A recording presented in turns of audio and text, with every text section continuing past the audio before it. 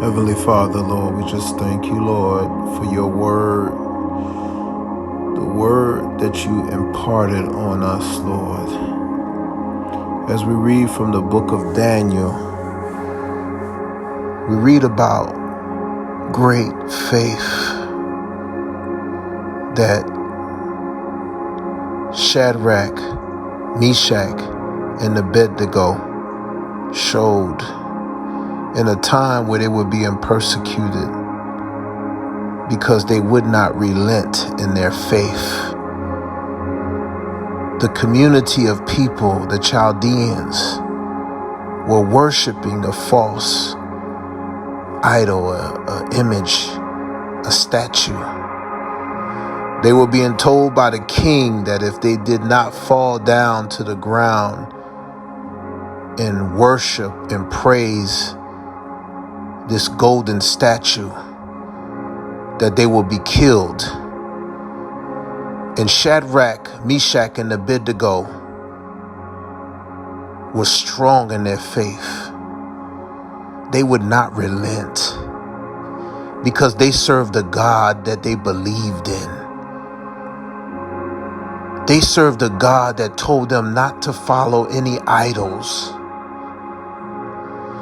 And they believed in his name, that he would protect them. He would keep them safe. And the people persecuted them, pursued them, and went to the king and told the king that Shadrach, Meshach, and Abednego was not worshiping this golden statue. And the king pursued them, sent his men to grab them.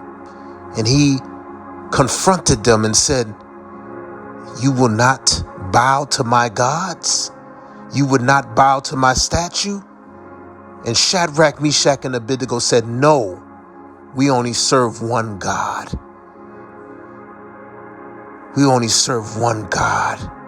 And that's the God of Abraham, the God of David, the God of Moses. That's who we serve. We will not serve your false idol. We will not serve your false God. We don't care what threats you make over our life. We believe in God, our God, the one God, the only God, Elohim, El Shaddai." And because of that, the king was so furious with anger that he said, "Throw them into the fiery furnace." And these three young boys, girded by their faith, proceeded to be led into the fiery furnace. And yes, they probably was very afraid, very scared, as we all would be. But their faith was strong.